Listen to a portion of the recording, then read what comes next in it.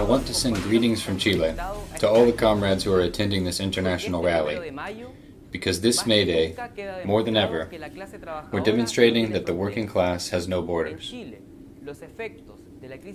In Chile, we're experiencing the escalating effects of the health and economic crisis, with hundreds of thousands of layoffs and suspensions, which shows that the demands of the October Rebellion are more urgent than ever. We took to the streets because our parents and grandparents were dying while they waited to receive hospital care from a health system that has collapsed. In 2018 alone, about 26,000 people on waiting lists died before they were able to receive care.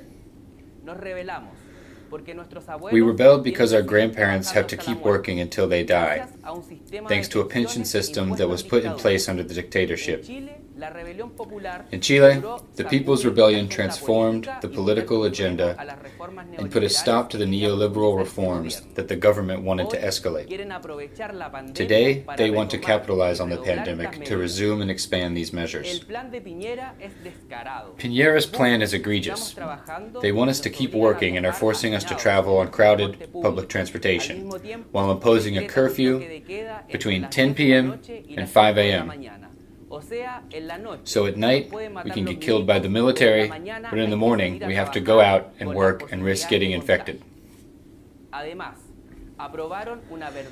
They also approved a pro-business unemployment law that allows big corporations to suspend us without pay. And on top of that, we have to cover our income with our own unemployment insurance savings, without the employers paying a dime.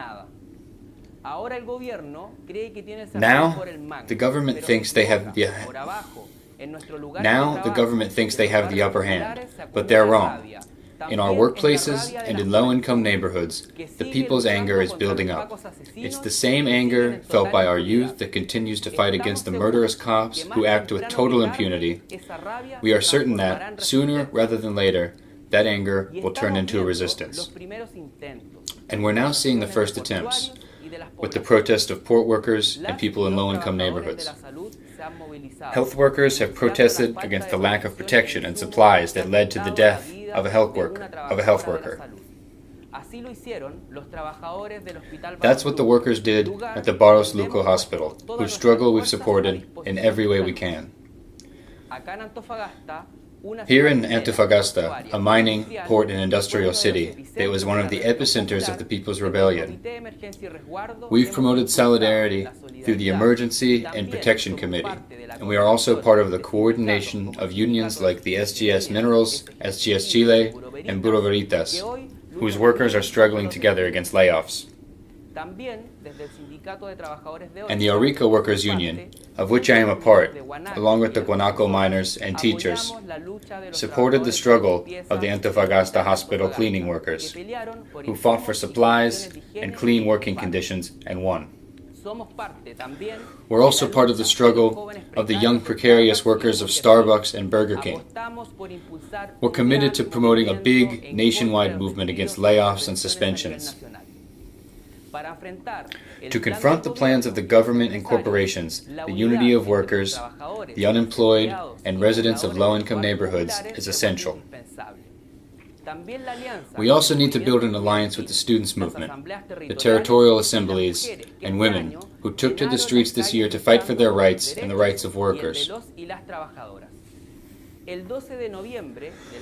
On November 12th of last year, in the largest general strike in recent decades, we saw the potential of the working class united with the people and young frontline protesters. The rebellion in Chile was one of the events that prompted the Left Front Unity's Latin American Conference to convene in Argentina. Because, contrary to the assertions of those who believe that the right has to be fought by parliamentary and judicial measures, we've seen that the true engine of history is class struggle. While millions were making history on the streets, the right was scheming in the parliament with the former Concertación and the Frente Amplio in an attempt to deceive us into stopping the rebellion.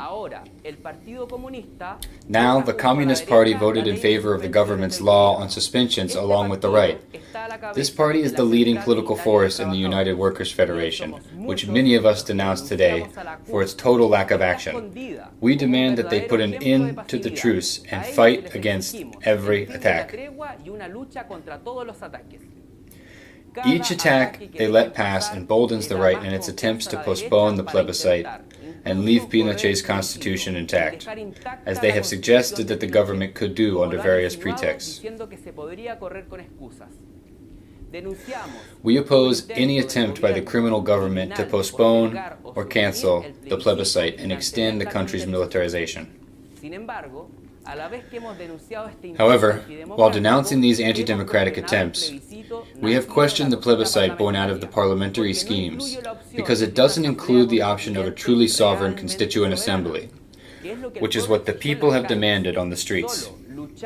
It is only by fighting with the methods of the working class that we can achieve a free and sovereign constituent assembly that's not subject to any authority and put an end to the legacy of the dictatorship. We know that in this fight we'll have to face the fierce resistance of capitalists, which can only be fought by the self-organized working class in an alliance with the people. That's what we're preparing for now, and as a party of revolutionary workers, we're fighting to build a new left, a revolutionary party of the working class. A left that seeks to recover the revolutionary tradition of the self-organized Chilean working class that sought to radically transform society by building the powerful cordones industriales in the 1970s.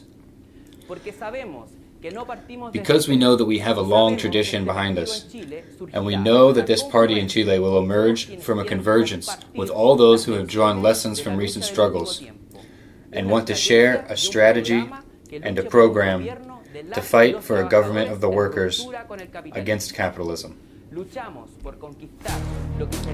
We're fighting for what has been written all over the country's walls, for a life that's worth living, which can only be achieved by defeating this system at the service of large corporations and putting an end to all forms of exploitation and oppression.